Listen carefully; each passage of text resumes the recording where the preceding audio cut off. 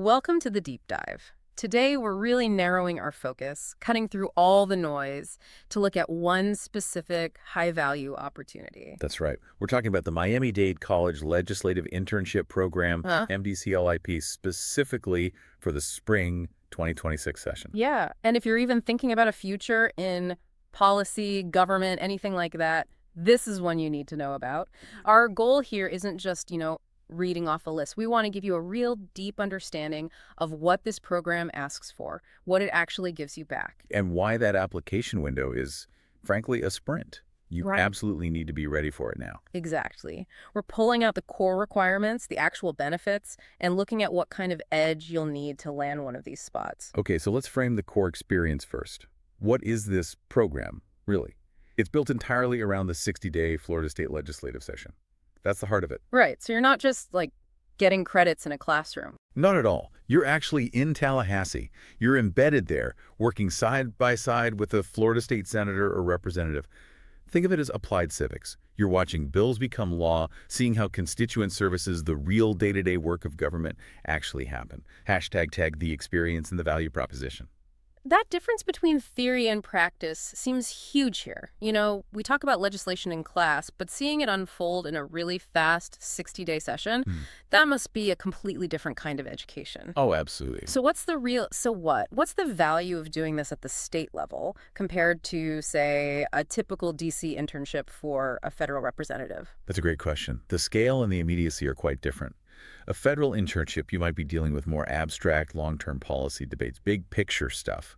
But a state legislative internship, especially in Florida, with that intense 60-day session, it's very hands-on, very immediate. State legislators are heavily focused on constituent services, things that directly impact local communities, schools, roads, specific local budgets, state-level bills that have a direct effect back home. So the intern's work is often about execution, rapid response. You might be tracking specific bills, maybe boiling down dense policy reports for your legislator, or even drafting letters to local officials. It's incredibly practical. So you're building skills not just in policy analysis, but also in navigating the political landscape. Exactly, and making connections.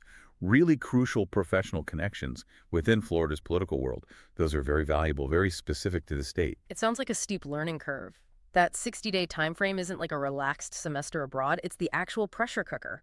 It is. And that intensity really underlines why they're looking for students who can, hit the ground running. We'll get more into the requirements later, but that's key. Okay, so connecting this back to you, the listener, the learner.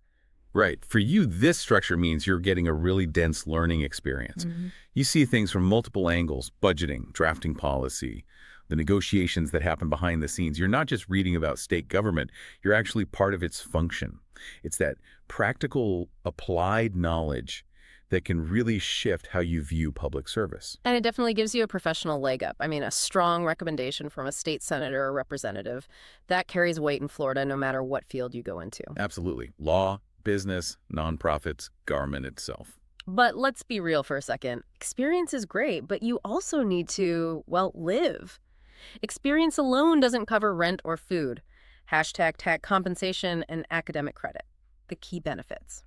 Okay, so let's unpack the tangible stuff, the benefits, because the way they've set this up makes it, honestly, incredibly accessible. Yeah, they've clearly thought about removing the typical financial hurdles. They've broken down the support into a few key parts.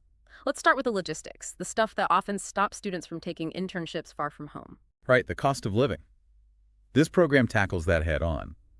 The sources lay out two critical financial supports. First up, furnished housing, completely covered. That means rent and utilities paid for the whole time you're in Tallahassee for the session. That's huge. Think about what that removes.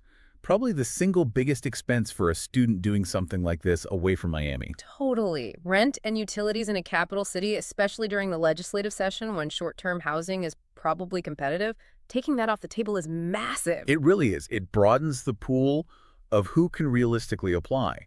It lets students focus 100% on the internship, not worrying about rent. And then on top of the free housing, there's a $3,000 living stipend. Right. Cash in hand. Which is meant for what? Daily expenses, food, transportation around town, miscellaneous stuff. Exactly. And because housing is already covered, that $3,000 actually functions as spending money for living expenses, not just disappearing into rent. Which makes it genuinely useful. It really does. And it raises an interesting point. Why structure it this way? What do you mean? Well, combining the covered housing and a pretty decent stipend like that, it signals that MDC sees this as a major priority.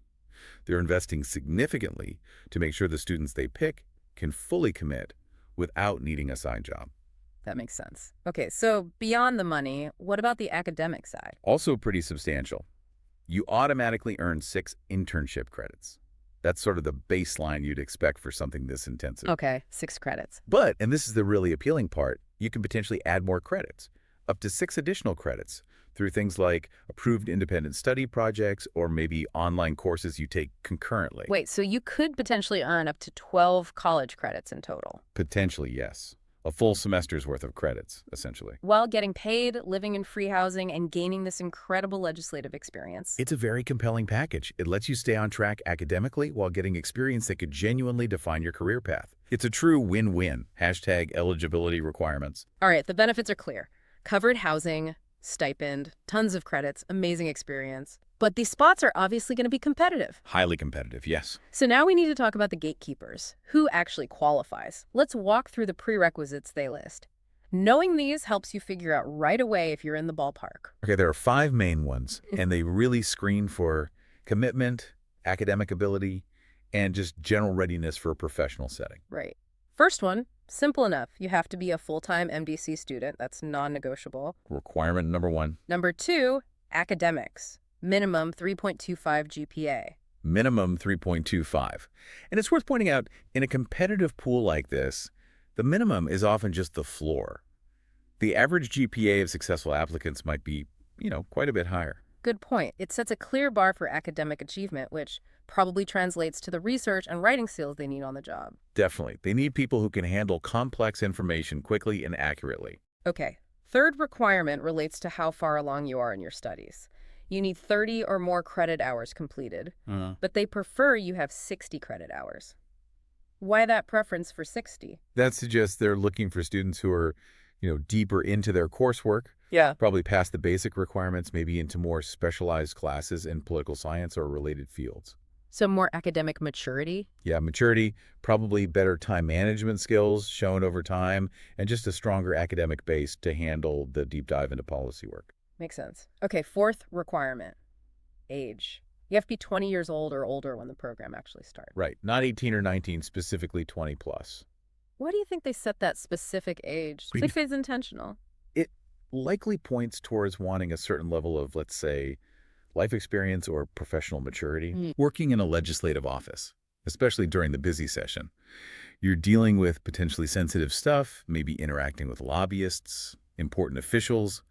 You need composure, professionalism. 20 seems like an age where students often have developed more of that poise. Right. Maybe had a job or two already, more experience navigating professional environments. Exactly. Which leads right into the final requirement, Yeah. the experience clause. Yes. You need prior internship experience or something equivalent, like a relevant job or significant volunteer work. They're being very clear here. This program isn't designed to be your first taste of a professional setting. It's where you come to apply skills you've already started building elsewhere. Precisely. They expect you to come in with some level of professional understanding and capability already established. Tag the application checklist and timeline. Okay, so that lays out who's likely competitive. Full-time student, 3.25 plus GPA, ideally 60 credits, 20 plus years old, and some prior relevant experience. Yeah. Now, the practical part. How do you actually apply and secure a spot? Because as we mentioned, the timeline for the spring 2026 program is very tight. Extremely tight. Let's get precise here. All applications go through one channel, the Handshake platform, digitally. Okay. Handshake. And they even give a specific job ID? Yes, job ID 10450828. Having that exact number helps you find it quickly on the platform, no guesswork needed. Good detail. And what do you actually need to submit through Handshake? There's a checklist of required documents, 4 core items you absolutely need in your submission package. All right, walk us through that checklist. Any specific formats or details to watch out for? Okay, first, 2 reference letters, and here's a key detail. One of those letters must be from an MDC faculty member. So they want that internal academic endorsement. Makes sense. It does. It shows they value faculty assessment of your skills and work ethic. Second item, your professional resume. Standard stuff, but it must be submitted as a PDF. PDF format for the resume. Got it. Third. Third, your current unofficial transcript. That's to verify you're full-time and meet that 3.25 minimum GPA. Easy enough to get. Okay. And fourth, this one sounds important. It is. It's the cover letter. And this isn't just a quick "Hi, I'm interested" note. The source specifies it needs to be between 500 and 1,000 words long. Wow, 500 to 1,000 words. That's substantial. That's practically a short essay. It really is. And that length tells you something about how serious the selection is. They're not looking for boilerplate. So what should you cover in that much space? You need to go beyond just saying you want the internship. You need to articulate why you're ready for this specific, intense 60-day experience. Show you understand the Florida legislative process, maybe even mention specific state issues that interest you and why. It's basically a test of your research, your writing, your analytical thinking. You need to prove you understand the demands of the role before you even get an interview. So you really need to treat that cover letter like a serious piece of writing, maybe like a mini policy brief. Show your thinking, not just your enthusiasm. Absolutely. And you need to start working on that now. Because the timeline, as we said, is incredibly compressed. Right. Let's hit those dates again. The application portal on Handshake opens October 24th, 2025. Okay, late October. And the deadline, the hard cutoff, is November 7th, 2025. November 7th. So that's what, just over 2 weeks? Exactly. Just over 2 weeks to get those references lined up, polish your resume, get your transcript, and write that very detailed 500 to 1,000-word cover letter. That narrow window really emphasizes how sought after this program must be. You cannot wait until the last minute. No way. Preparation is key. And if you have questions, if you need more details on logistics or anything else? The sources give a specific contact, Nikki Whiting. She's the Assistant Vice President of Governmental Affairs at MDC. Okay, Nikki Whiting. And the contact info. Email is dwighting@mdc.edu. Or phone is 305-237-3983. Great. So dwighting@mdc.edu or 305-237-3983. Get organized now if you're aiming for that November 7th deadline. Hashtag tag outro. All right, let's quickly recap the key takeaways for everyone listening. The MDCLIP Spring 2026 program.